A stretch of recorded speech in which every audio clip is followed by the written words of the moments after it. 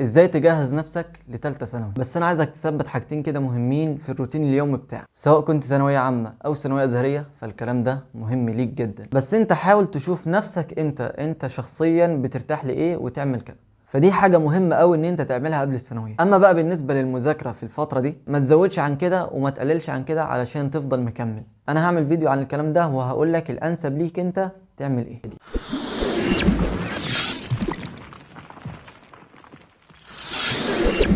السلام عليكم ورحمة الله وبركاته، ازيكم عاملين ايه؟ رب تكونوا بخير. معاكم كريم الشيخ. ازاي تجهز نفسك لتالتة ثانوي، سواء كنت ثانوية عامة او ثانوية ازهرية، فالكلام ده مهم ليك جدا. اول حاجة مهم ان انت تعملها ان انت تهيئ نفسك للثانوية. بمعنى انا مثلا بدأت دروس في 1/8، فجيت في 1/7 شفت نفسي انا كنت بعمل ايه قبل كده، بيضيع مني اليوم، بيضيع مني الوقت بشكل كبير جدا. فلقيت نفسي ان انا كنت مهتم بالقناة بتاعتي على اليوتيوب، فكنت بمسك التليفون طول اليوم. كنت ممكن ادخل في 14 15 ساعة ماسك التليفون، اصور ومنتج وانزل وارد على الكومنتات. فكنت طول اليوم ماسك التليفون. فبدأت جيت في 1/7 اللي هو قبل ما ابدأ دروس بشهر كامل، بدأت ان انا ابعد نفسي خالص عن التليفون، لان انا عارف ان انا لو دخلت بالتليفون ده في الثانوية هيضيع مني الوقت بشكل كبير. فجيت قبل الثانوية بشهر كامل سبت التليفون علشان ما بقاش ان انا في داخل في ثالثة ثانوي وانا معايا التليفون، فجأة اسيبه في ثالثة ثانوي احس ان انا ناقصني حاجة، فافضل افكر فيه والكلام ده، فهيأثر عليا في الدراسة. مثلا واحد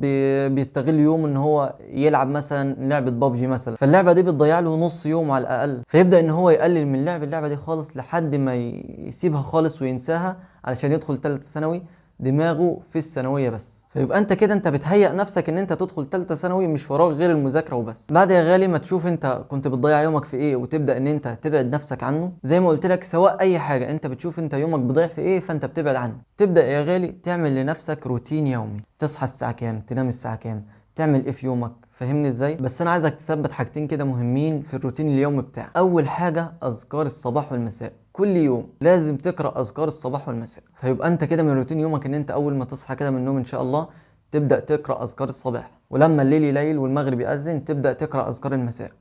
وبعد كل حاجه منهم، يعني انت قرات اذكار الصباح تقرا لك صفحتين من القران، وبعد ما تقرا اذكار المساء تقرا برضو صفحتين من القران. يبقى انت مطالب منك 4 صفحات في اليوم من القران. ما تزودش عن كده وما تقللش عن كده علشان تفضل مكمل. وعايزك طول اليوم تفضل على وضوء، يعني انت تدخل الحمام وقبل ما تطلع من الحمام تكون متوضي. عايزك تفضل طول اليوم على وضوء. تبدا بقى يا غالي تجهز نفسك للثانويه، ان انت تجيب الكتب بتاعت الثانوي، تجيب كشاكيل الثانوي، تشوف بقى انت عليك مواد ايه، هتجيب مدرسين مين، هتحجز في السناتر فين.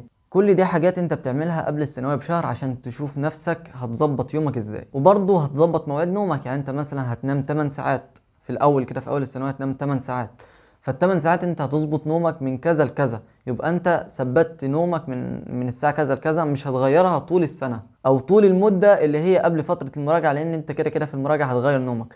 بس انا بقول لك طول الثانويه انت محتاج تظبط نومك من الساعه كذا لكذا علشان يومك يكون مظبوط. لو انتوا عايزين اعمل لكم فيديو عن الروتين اليومي بتاعي اللي هو اللي انا كنت عامله في الثانويه، لعل وعسى ينفع حد يعني او حد يمشي عليه فيظبط معاه، اكتبوا لي في الكومنتات وانا ان شاء الله هعمل لكم الفيديو ده. بس انت حاول تشوف نفسك انت شخصيا بترتاح لايه وتعمل كده. يعني هل انت بتحب تذاكر بالليل ولا بتحب تذاكر بالنهار؟ انا مني واحد كنت بحب اذاكر بالليل، فعشان كده كنت بنام بعد الفجر لحد مثلا اول ميعاد درس ليا الساعه 10، وارجع انام تاني ساعتين بعد العشاء، وبعدين اصحى ابدا اذاكر من بعد العشاء لحد الفجر وهكذا. تمام؟ فانت من النوعيه اللي ما بتحبش تذاكر بالليل، بتحب تذاكر بالنهار، فانت هتنام بعد العشاء لحد الفجر. فكل واحد على حسب هو بيحب ايه وبيرتاح ليه اكتر. فيبقى انت كده هتبدا تظبط نفسك، تشوف ايه اللي بيضيع منك الوقت وتبعد عنه. تبدا تظبط نومك، تشوف انت بتنام بالليل ولا بالنهار، او بتذاكر بالليل ولا بالنهار، وتظبط نومك 8 ساعات ما تغيرهمش طول السنه. وهتبدا تشوف انت هتروح دروس ايه، فتتفق مع المدرسين او تتفق مع السنتر اللي هتروح فيه. تشوف لو هتاخد اونلاين تحجز في المنصات، او تشوف على اليوتيوب تجهز البلاي ليست بتاعتك للقنوات اللي انت هتتفرج عليها.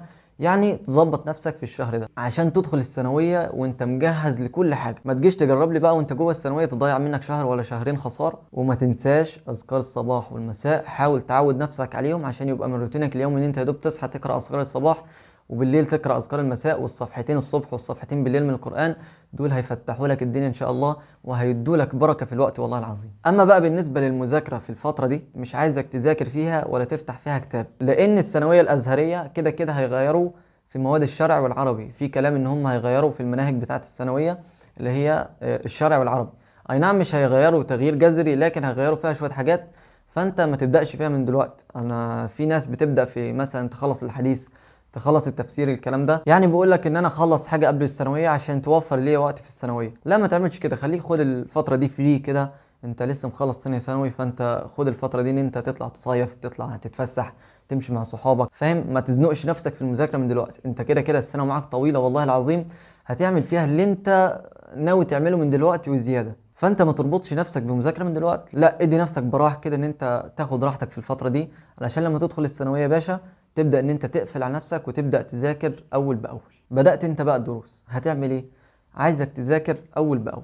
انت ظبطت يومك طبعا، نومك الساعه كذا للساعه كذا، تصحى من الساعه كذا للساعه كذا، فهتبدا ان انت عارف بقى انت دروسك الساعه كام، تطلع من الدرس ده للدرس ده، وهتشوف دروسك في اليوم الساعه كام، هتخلص امتى، وتبدا تذاكر اول باول. هو في حاجتين للمذاكره انت بتثبتهم، يا اما بتثبت عدد ساعات معين، يا اما بتثبت عدد دروس معين او محاضرات معينه انت بتذاكرها. الكلام ده انا هشرحه في فيديو بالتفصيل الممل، فاستنوا مني الفيديو ده. هل انت تذاكر ساعات معينه في اليوم وتثبت لنفسك ساعات معينه في اليوم، ولا تذاكر عدد المحاضرات او عدد الدروس اللي انت خدتها في اليوم؟ انا هعمل فيديو عن الكلام ده وهقول لك الانسب ليك انت تعمل ايه. فانا مش عايزك تشغل بالك بمذاكره دلوقتي لحد ما تدخل ثالثه ثانوي.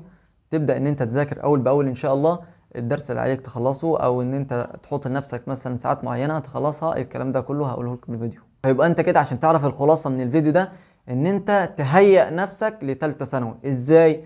الحاجه اللي كانت بتضيع منك الوقت، سواء انت بتصور فيديوهات يوتيوبر او ان انت بتضيع وقتك على الفيسبوك والكلام ده، تبدا ان انت تسيب التليفون خالص. انت بتلعب لعبه مثلا معينه بتضيع من وقتك كتير، فانت تسيب اللعبه دي خالص. ان انت تبدا تبعد نفسك عن المشتتات وعن الحاجات اللي بتضيع منك الوقت طول اليوم. فدي حاجه مهمه قوي ان انت تعملها قبل الثانويه. تاني حاجه تشوفها، انت هتاخد دروس عند مين، تحجز مع المدرسين، تحجز في المنصات، تشوف على اليوتيوب مدرس كذا بيشرح ايه، وتدخل وتشوف البلاي ليست بتاعته، علشان تبدا ان انت تظبط نفسك قبل الثانويه، علشان يا دوب تدخل الثانوي تبدا ان انت تذاكر على طول. اتمنى لكم التوفيق، واستنوا مني فيديوهات جايه ان شاء الله مفصله عن حياتك في الثانويه العامه، او ان احنا نقول روتيني اليومي انا في الثانويه العامه، هل هيمشي معاك ولا لا، او ان انت تعمل روتين لنفسك ان انت تمشي عليه طول السنه. اتمنى تكونوا استفدتوا من الفيديو، واستنوا مني الفيديوهات الجايه ان شاء الله. والسلام عليكم ورحمه الله وبركاته.